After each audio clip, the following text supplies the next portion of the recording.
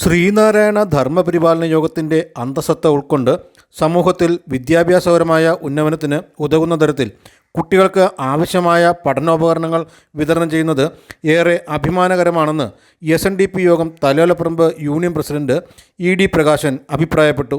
3457 number Vadakara north ശാഖയുടെയും വനിതാ സംഘത്തിൻ്റെയും സംയുക്ത ആഭിമുഖ്യത്തിൽ നടത്തിയ പഠനോപകരണ വിതരണവും അനുമോദന സമ്മേളനവും ഉദ്ഘാടനം ചെയ്ത് സംസാരിക്കുകയായിരുന്നു അദ്ദേഹം.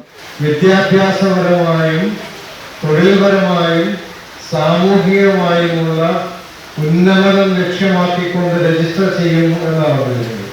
അപ്പോൾ അത് അടിസ്ഥാനപരമായി പറഞ്ഞിരിക്കുന്ന വിദ്യാഭ്യാസപരമായ ഉന്നമനത്തിന് ഉതകുന്ന തരത്തിൽ ഈ ശാഖയിലെ എല്ലാ കുട്ടികൾക്കും ആവശ്യമായ പഠനോപകരണത്തിന്റെ വിതരണം ഈ ശാഖയോടെ ഏറ്റെടുക്കുന്നു നടത്തുന്നു എന്ന കാര്യത്തിൽ നമുക്ക് വളരെ അഭിമാനിക്കാം.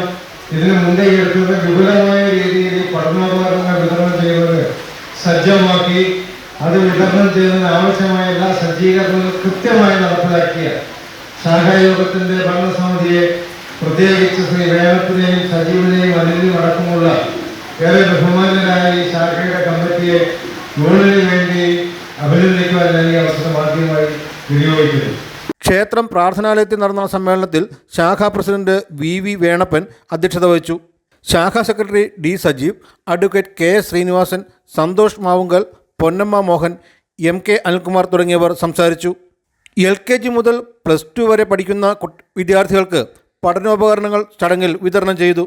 വിവിധ മേഖലകളിൽ കഴിവ് തെളിയിച്ച വിദ്യാർത്ഥികളെ ചടങ്ങിൽ മൊമൻറ്റോ നൽകി ആദരിച്ചു. ശാഖായോഗം ഭാരവാഹികളും വനിതാ സംഘം പ്രവർത്തകരും അടക്കം നിരവധി പേർ ചടങ്ങിൽ പങ്കെടുത്തു. Enlight news, Vaikom.